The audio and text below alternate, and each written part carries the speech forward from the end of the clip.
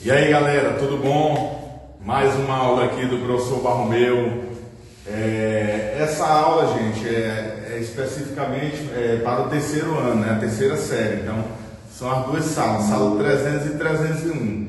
Então, turma, nós vamos falar hoje sobre os princípios básicos do condicionamento físico. É um tema que está no nosso guia 2, que a gente vai estar trabalhando resumidamente. Logo a gente vai passar todo o PDF para vocês lá na nossa sala, tá bom? Então, turma, esses princípios, o que será, professor? O que tem a ver com o ser humano, esses princípios básicos? Turma, os princípios básicos é como se fosse a aptidão física. A aptidão física nada mais é do que vários poderes, vamos dizer assim, vários poderes que as pessoas adquirem através do treinamento.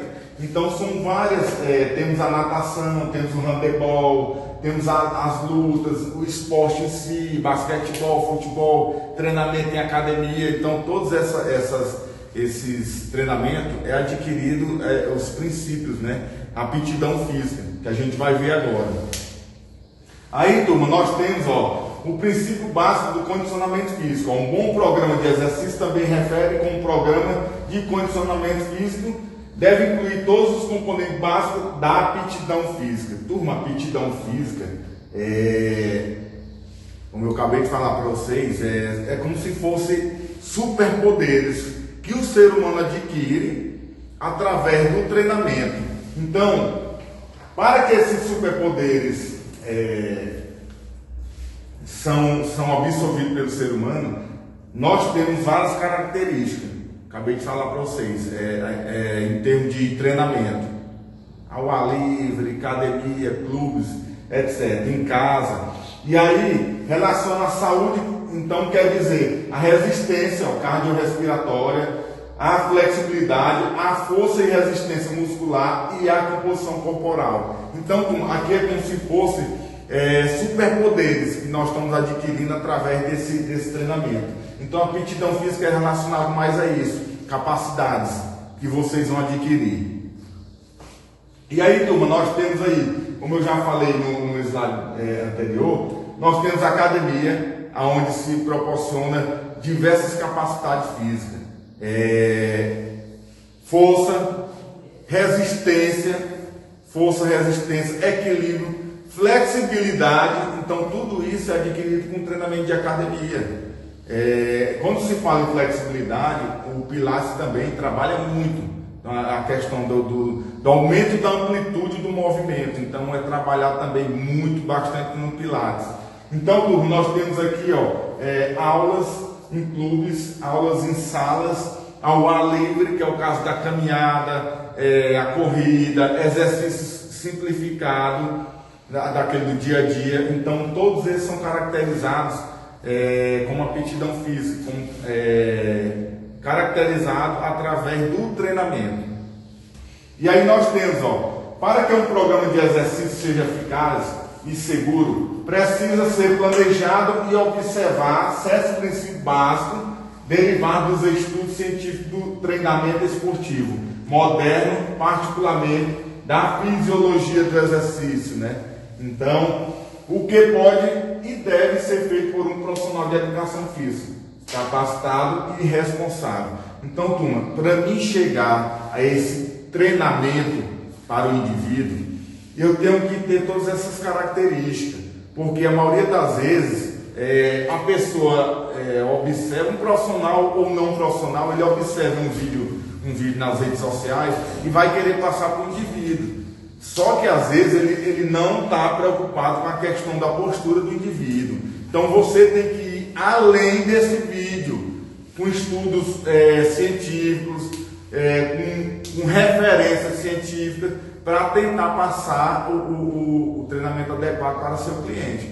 Então a maioria das vezes, assim, entre aspas, é irresponsável aquela pessoa que trabalha só com o relacionamento do vídeo, né? Passando para os seus clientes. Então, se você não ler, se você não ultrapassar aquela barreira, você às vezes pode lesionar o seu cliente, né? Lesionar aquele aluno da academia, aquele aluno do funcional. Então, turma, com essas características a pessoa consegue adquirir as capacidades físicas. A gente pode tonificar o corpo, pode montar aquele treinamento para perda de gordura localizada, para tentar aumentar a massa magra, determinado músculo. Eu tenho um déficit muito grande em bumbum, a parte posterior da perna, no bíceps, no tríceps. Então a gente pode estar relacionando e treinando essas características. E aí nós temos, turma, um programa de exercício deve considerar 5 princípios fundamentais. Princípios, turma, são vários princípios. Eu coloquei 5 porque são os principais para que o indivíduo tenha sucesso. Aí nós temos o primeiro, princípio da sobrecarga. Para desenvolver qualquer aspecto da aptidão física de um indivíduo em treinamento, o organismo deve ser submetido a estímulos mais fortes. Professor, o que quer dizer isso? Turma, esse estímulo é que a gente tem que tentar ultrapassar a barreira. Por exemplo, eu montei um programa de treinamento com um cliente meu de 2 meses, só que em 40 dias o corpo consegue já se adaptar àquele treinamento. Então ele vai estagnar, ele vai parar, e eu preciso de quê? Para ultrapassar essa barreira. Então eu preciso dar um estímulo diferente para que ele consiga ir além dos seus objetivos. Então que ele consiga alcançar os seus objetivos. Então, turma, esse princípio da sobrecarga é tentar estimular o indivíduo a ultrapassar aquelas barreiras, seja ele no treinamento ou seja ele na carga em si, né? Então, se eu tenho um treinamento de repetições, eu posso muito bem diminuir a repetição e aumentar a carga, para dar aquele outro estímulo para ele. 2. Princípio da progressão e da continuidade. Para melhorar a condição funcional do organismo ou parte dele, um programa de condicionamento físico deve estimular este organismo de maneira gradualmente crescente e com regularidade. Turma, esse princípio aí é muito importante. Por quê? Porque se eu for fechar um contrato, treinar uma pessoa que é iniciante, que nunca fez atividade física, que era sedentário, a gente tem que se atentar bem a isso, porque gradualmente a gente tem que estar dando estímulos, viu? Estímulos crescentes para tentar chegar ao seu objetivo. Eu não posso pegar um cliente, por exemplo. Um exemplo, claro. Eu treino uma cliente já há 8 meses. Desses 8 meses, por causa dessa quarentena, a gente está parado aí de 10 a 15 dias, mais ou menos. Eu não posso voltar o treino desse cliente com a carga excessiva, ou então um treinamento muito forçado, porque corre um risco grande da gente lesionar esse cliente. E aí vai lesionar, vai tomar remédio, vai tomar anti-inflamatório, e aí vai ter aquele gasto com consulta, com medicamento, e aí vai acarretar que o cliente vai ter que parar para se recuperar daquela lesão. Então é mais ou menos isso aí, gradualmente crescente e com regularidade, que a gente tem que treinar o indivíduo, não de uma vez explosiva, não, gradativamente. E aí, turma, essa foto mostra muito bem a capacidade, né, da pessoa no ciclismo. Então o ciclismo é um dos princípios da aptidão física, falando assim, que a pessoa consegue trabalhar todo o seu sistema muscular, então todas as suas características secundárias do corpo. E aí nós temos o terceiro, princípio do uso e do desuso. Que é isso, professor? O uso continuado de nossas funções estimula o aprimoramento dessas funções, enquanto o desuso promove a deteriorização do organismo, como um todo ou em partes. Turma, catabolismo. Esse nome, catabolismo, refere-se à perca da massa magra. Então o indivíduo faz um treinamento ali, está com um treinamento de 3 meses, conseguiu alcançar um nível de massa magra, aí o que acontece, a maioria das vezes, o catabolismo. Então ele não vai conseguir suprir a necessidade dele para manter, e vai acontecer o quê? A perca da massa magra. Então este princípio já foram observados pelos antigos gregos e a ciência moderna. Então, esse princípio aí do uso e do desuso é já há muito tempo atrás. Então, na Grécia Antiga, eles já observavam que acontecia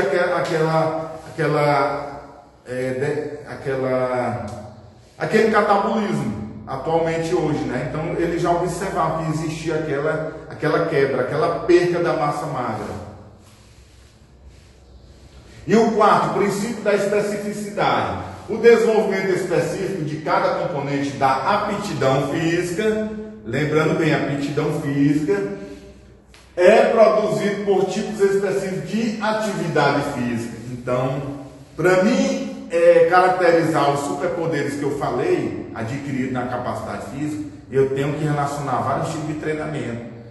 Eu não posso fazer todo dia um agachamento, vamos supor assim, um exemplo de um exercício de academia. Todo dia eu vou fazer agachamento, não posso. Então eu tenho que relacionar diversos treinamentos, diversas atividades para a pessoa se desenvolver. E aí, turma, eu coloquei essa foto aí porque os princípios é formalizado com isso aqui, o antes e depois. Fulano de tal, não sei o que, usou esteroide, não sei o que, essa foto aí é mais por alguma força externa. Sim, pode ser. Mas ele adquiriu o corpo, o porte físico que era o objetivo dele. Então aqui era uma foto antes de começar o treinamento, de tentar alcançar as capacidades físicas, e agora, depois de um certo tempo e uma ajuda externa, vamos dizer assim, com nutricionistas, com médicos da área, ele conseguiu chegar a esse porte físico, que é o que eu vou falar agora no quinto e último. Aí, tem aí, princípio da individualidade biológica, turma, é um dos princípios que eu mais gosto de comentar. Por quê? Porque, professor, eu já treino há 1 ano e não estou conseguindo certo músculo, não estou conseguindo certa capacidade física. Princípio da individualidade biológica. Cada organismo reage aos estímulos de um programa de exercício de maneira única. Ninguém é igual. O corpo não é igual. Então as características não são iguais. Ele desenvolve de maneira única. De maneira única. Então, professor, eu como tem certos alunos que sempre falam para mim dentro de sala de aula, professor, eu como e não engordo.